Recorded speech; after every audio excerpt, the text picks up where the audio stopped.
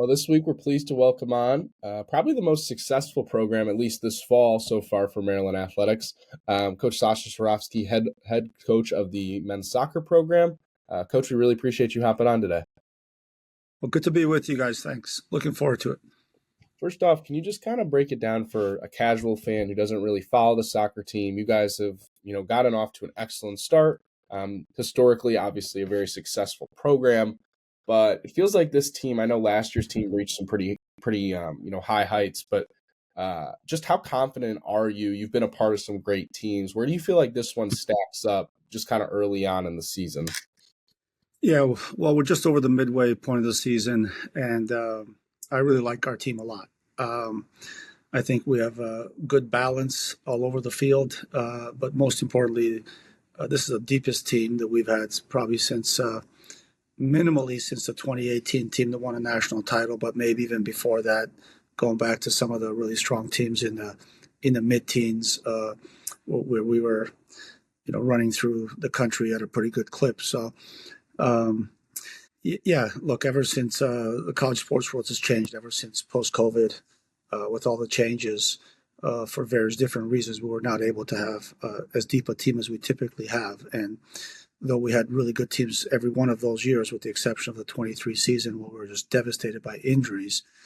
At the end of the year, when we needed to really be at our best, we were always minus 2, 3, 4, 5 key players. And we were just going into games, like a Yankee Doodle dandy where, on crutches and carrying each other. But this year is different. This year, I really like the team a lot. The culture, the chemistry, the balance all over the field is very good. You guys haven't lost a game yet. You've won 7, 3 ties. Are you a little surprised? I know rankings come out a little bit later today, but are you a little surprised you guys are only ranked 15th to start the year right now? Yeah, I think it's interesting. I think the rankings get a little bit better the more games you get under it, just like the RPI. And I think things are sort of starting to stabilize a little bit more.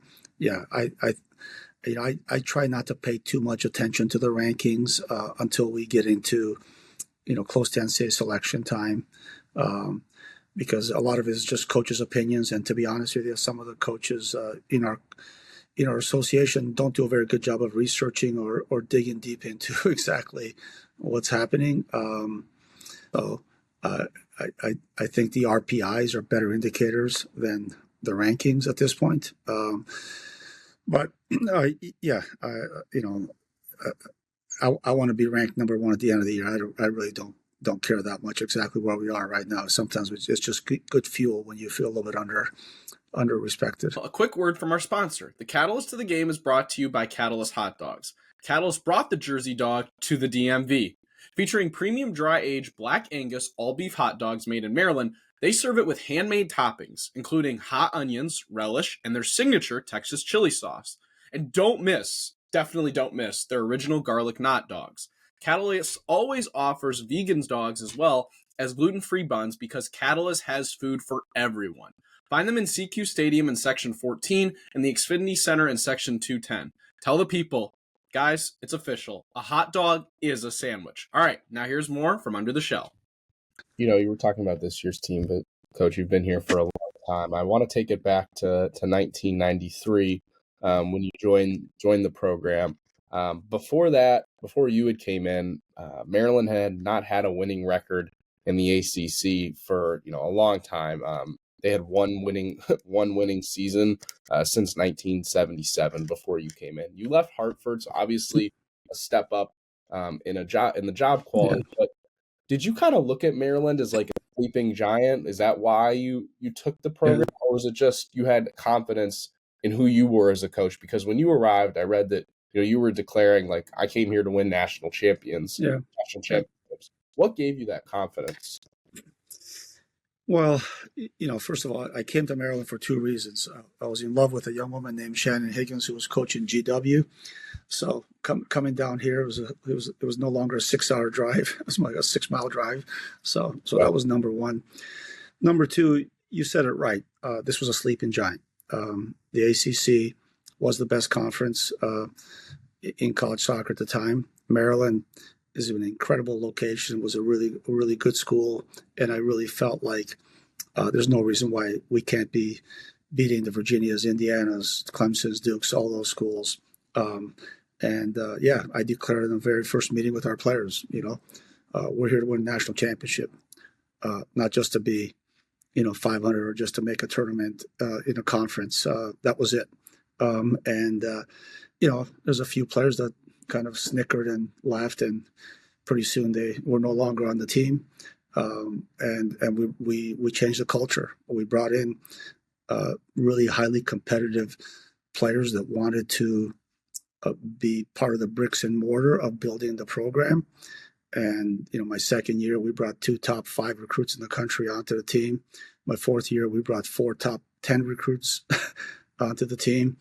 And, in 94 and 95, we got to the Sweet 16. We had the biggest turnaround from 93 to 94 in ACC men's soccer history, from 3-14 to 14-6. So we announced ourselves. But the big one was 1996, when we went down to Virginia and won the ACC title in my fourth year, when Maryland was insignificant. And we played an unbelievable game at Klockner Stadium, won 2-0. And that was the moment on national televised that the whole country took notice. And then before you know it, national team kids were calling us, hey, how can I be part of this? How can I be part of this? 98, we get to the Final Four.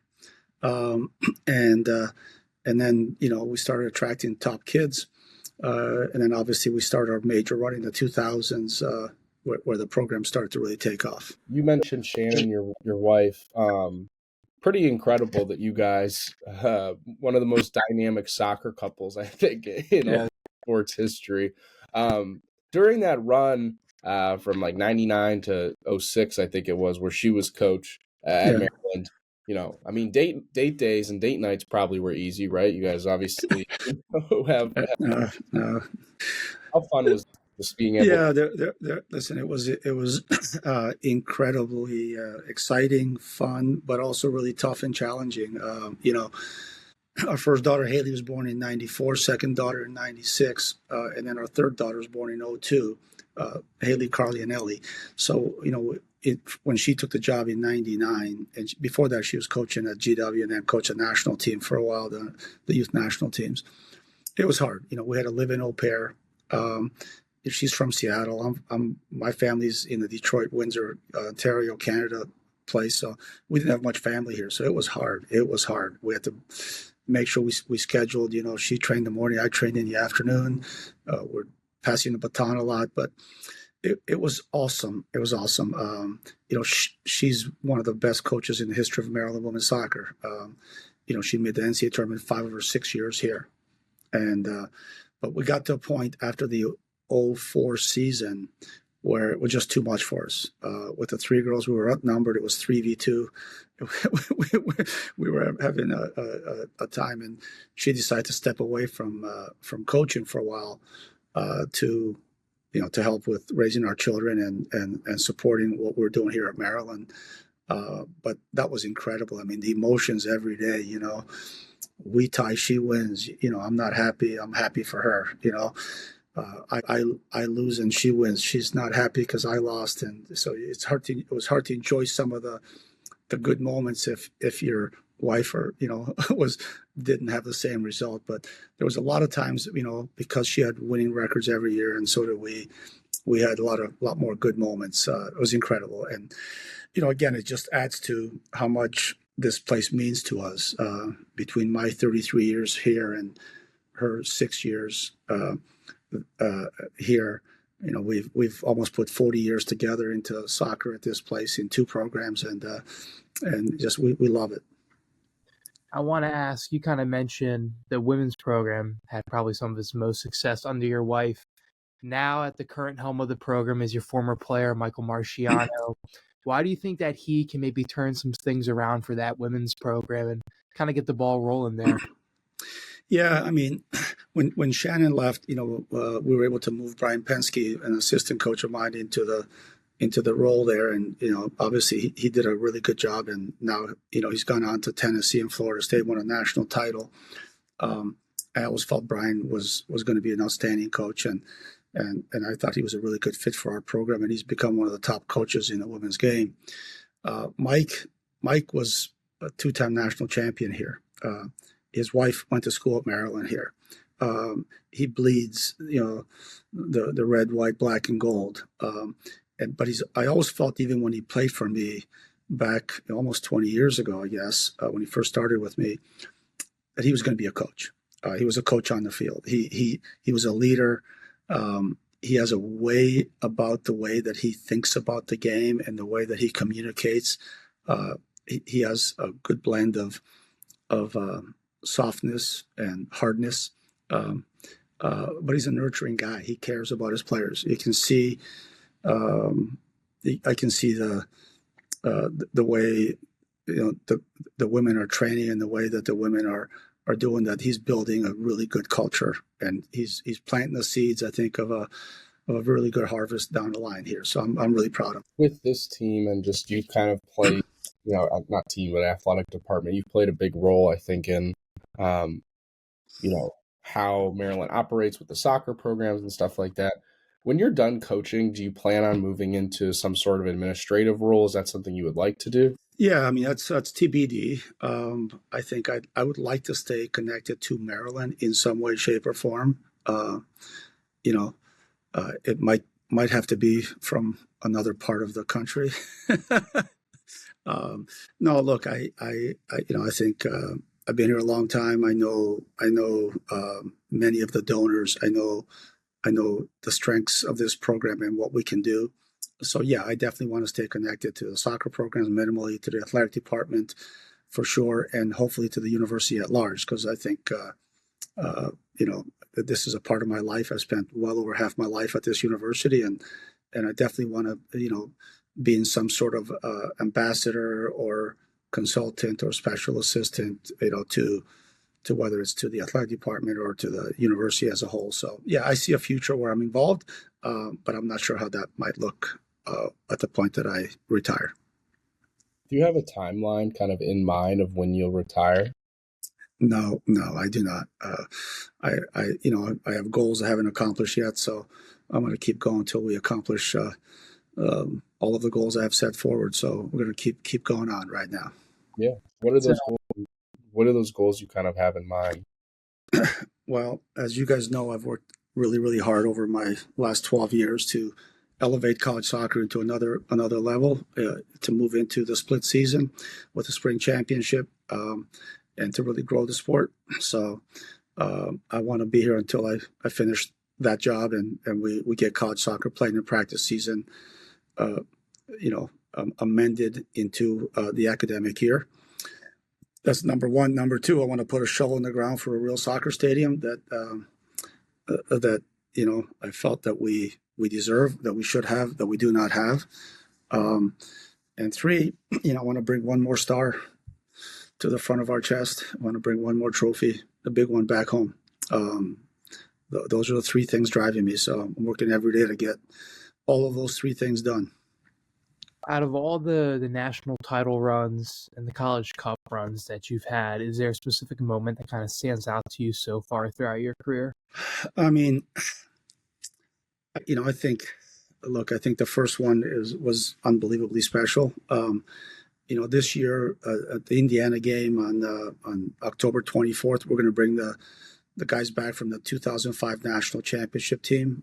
We should have well over half, maybe 3/4 of the players and their families come back to celebrate them. I think the way that one happened was just incredible. We had gone to the College Cup in 02, 03, 04, only to have our hearts broken in really harsh semifinal losses. In every game, we were either equal or the better team, and we didn't come out on top. So in 05, when that group of seniors were able to finish the job and win the title, that's the only title where I had tears of joy. Just unstoppable. So that was probably still the moment that resonates. But my God, I don't know how the 08, the 18 titles. To win in different decades and to go to Final Fours in three decades is is not bad. So I just want to make that. I want to add one more decade to that run right now. So we want to get one more. As a coach, when you have those deep losses late in the year, does it start to feel like a little bit of a mental hurdle where it's like, I just got to get past this round, just got to get into the title game?